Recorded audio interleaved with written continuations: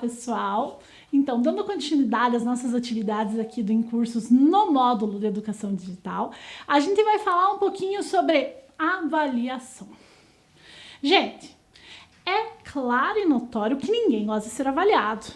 Isso é uma coisa básica, você não gosta de se colocar numa situação de avaliação. E a educação à distância traz para nós essa questão de avaliação. Às vezes é meio chato, não é? Por isso, talvez a grande resistência com relação ao aceite dessa educação à distância, né? Então, nessa imagem que eu estou disponibilizando para vocês, é exatamente o que a gente está fazendo. Por quê, gente? Porque quando eu estou indo dar uma aula, por exemplo, fazendo uma aula numa live no Instagram, não é só o meu aluno que está ali, né? Eu não tenho domínio de quantas pessoas vão assistir isso. E a partir disso, começam as avaliações. Ao mesmo ponto que você, professor, está avaliando o seu aluno, ele também está avaliando você.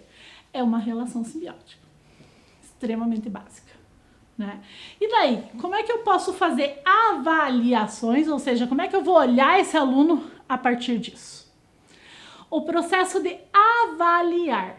Vejam, antigamente, esse processo de avaliação era caracterizado por você fazer o quê? Ou considerar esse aluno aprovado ou reprovado. Ou eu tenho um aluno nota X. Esse aluno é nota 7, esse aluno é nota 8, esse aluno é nota 3. Hoje, a gente não pode mais falar disso. De maneira alguma. Esse processo de avaliação tem que ser um processo natural. Que aconteça para que o professor tenha uma noção dos conteúdos assimilados, né? Bem como saber se as metodologias que vocês estão utilizando estão sendo suficientes para que esse aluno aprenda. Então, às vezes a gente pode pensar assim, mas esse meu aluno, é muito fraco, Mas será que às vezes é só o aluno? Será que o professor também não tem uma parcela de culpa nisso? Veja, existe sim um processo contínuo que deve acontecer dia após dia, por isso a importância de inserir no processo de aprendizagem coisas do dia a dia, que eu tanto falei para vocês, no aluno.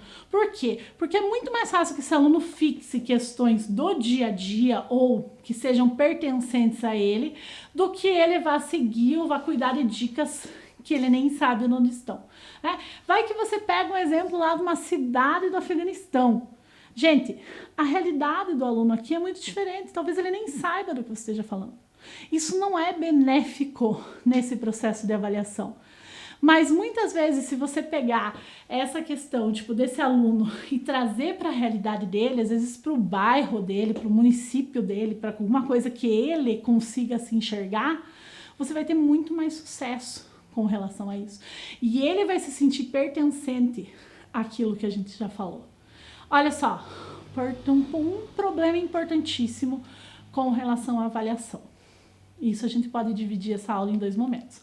A avaliação do professor pelo aluno, se está sendo eficiente, e a avaliação do aluno pelo professor, se está sendo deficiente. Então vamos lá. Primeira questão.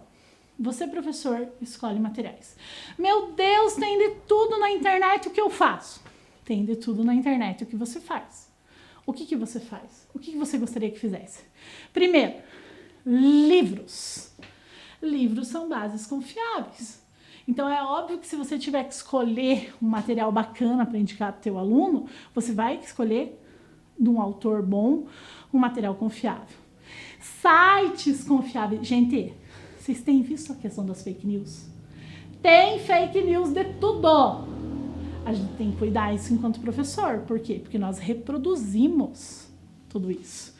Então, olha, quer utilizar um site, quer utilizar uma notícia, checa antes. Tenha certeza que aquilo não está fora de contexto, que aquilo não é uma fake news, né? Reportagens com fontes seguras. Gente, de preferência, nada de material com convicções políticas partidárias. Por quê? Porque se eu tenho um aluno que não concorda com o que eu penso, partidariamente, nem vamos falar de ideologia aqui, é óbvio que ele vai criar um obstáculo com você. É claro que ele não vai dar o braço a torcer, e isso pode gerar inclusive um conflito para esse aluno se evadir para esse aluno sair do seu contexto, né? Então, a gente tem que prestar atenção nisso. Materiais, fontes confiáveis, de preferência, tipo, renomados e tudo mais. Textos diretos e relativamente curtos, quando forem dar para os alunos, quando forem trazer materiais. Bom senso sempre, empatia sempre, né? Não é nivelar por baixo, é nivelar por qualidade. Inclusive, uma coisa muito bacana, quando vocês forem fazer o replanejamento lá naquela aula de plano de ensino, é você já pensar nos materiais para você disponibilizar para os seus alunos antes mesmo de você saber quem eles são. Claro, depois você adapta alguma coisa com relação ao interesse desses alunos, mas o foco seria isso. E essas avaliações? Se eu estou falando para vocês que a avaliação é um processo contínuo de trabalhos e atividades avaliativas, seja criativo. Assista a nossa aula sobre criatividade para conseguir entender do que a gente está falando e por que a gente está falando. Não use mais no mesmo. Se você sabe que aquela aula que você está dando expositiva de 40 minutos não está surtando efeito com seus alunos, a metade desliga a câmera para você nem ver o que ele está fazendo, por que você está forçando? Muda a estratégia. Nem que você faça 2 aulas de 20, 4 aulas de 10, mas muda a estratégia de abordagem com esse aluno. Né? Participações especiais, nem que seja o bichinho de estimação que esteja na tua casa, traga alguma coisa diferente. Quebre a distância. Trate questões, como a gente já falou, objetivas e claras. Questões subjetivas, principalmente aquelas questões que envolvam conceito. Então, eu posso trabalhar, por exemplo, com situações, problemas, que eu tenha a resposta objetiva, e posso trabalhar, por exemplo, com conceitos com respostas subjetivas, né? E lembre sempre, nível fácil, médio e difícil em todas as avaliações. Não é porque o ensino é digital que você vai facilitar a vida de ninguém. Muito pelo contrário, é levar a sério tudo o que você faz. E agora um outro ponto importantíssimo, gente, que como a gente começou falando, ninguém gosta. A questão de ser avaliado. Gente, vocês acham que para mim, ou para qualquer outro professor, que sempre foi professor de sala de aula, de repente se ver nessa situação de ensino digital, não causa angústias e ansiedades? Lógico que causa, gente. É extremamente normal essas angústias, essas ansiedades. Fazem parte do dia a dia da sociedade complexa que a gente vive. Para mais informações, nós temos um módulo muito bacana, comportamental, que vai te ajudar, inclusive com exercícios muito bacanas para controlar essa ansiedade. Assiste lá e depois me conta.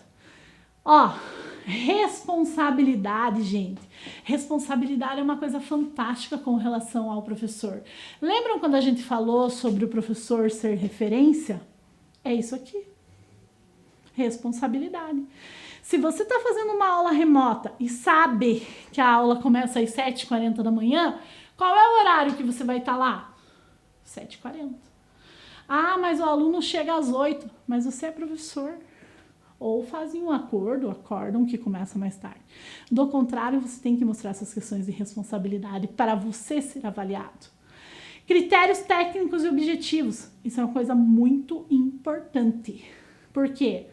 Porque quando a gente se autoavalia, a gente tem que ser um pouco crítico. Principalmente com alguns critérios. Olha lá. O que eu tenho que pensar para avaliação? Porque vejam que eu estou me autoavaliando, mas o aluno que está te assistindo também está pensando nisso.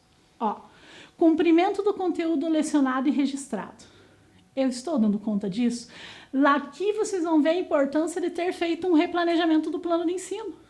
Lembram quando a gente falou do plano de ensino? Aqui está a necessidade. Por quê? Porque eu vou cumprir o conteúdo lecionado e registrado lá se eu tiver esse planejamento. Como as metodologias e a criatividade de cada um de vocês vai agir. O seu relacionamento com os profissionais de outros setores é bom? Principalmente, nessas épocas de isolamento. Seu relacionamento com o TI Tá bacana que o pessoal da informática tá te ajudando? O seu relacionamento com os alunos, você anda respondendo os questionamentos que eles fazem? Porque senão é muito bonito você dizer, nossa, vou fazer um fórum para tirar dúvidas, mas eu levo 48 horas para responder uma dúvida. Gente, isso é incoerente. Lembrem que tudo que eu trabalho com ensino digital é fast. É rápido. Eu preciso dessa resposta rápida.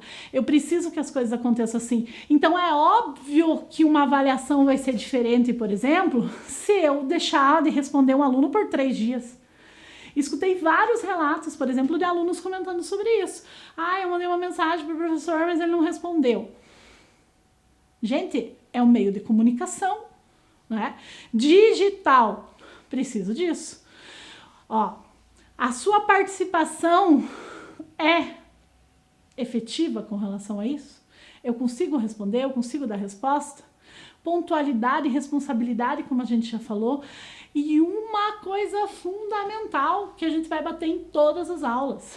O que você faz para inovar no processo de aprendizagem? Isso é avaliado pelos alunos? Com certeza. A sua criatividade é avaliada pelos alunos? Gente, a todo momento. Como a gente já falou, é complicado você avaliar uma situação, você querer, que o professor seja o mesmo. Professor em pedestal com uma distância muito grande, o ensino digital acabou com isso, né? Estamos todos juntos para isso. E quando eu trago aqui, é exatamente pensando nisso. Eu adoro e sempre gostei dessa frase dizendo assim, olha, seja o professor que você sempre quis ter. É essa a lógica. Vamos para mais uma aula? Até lá, pessoal!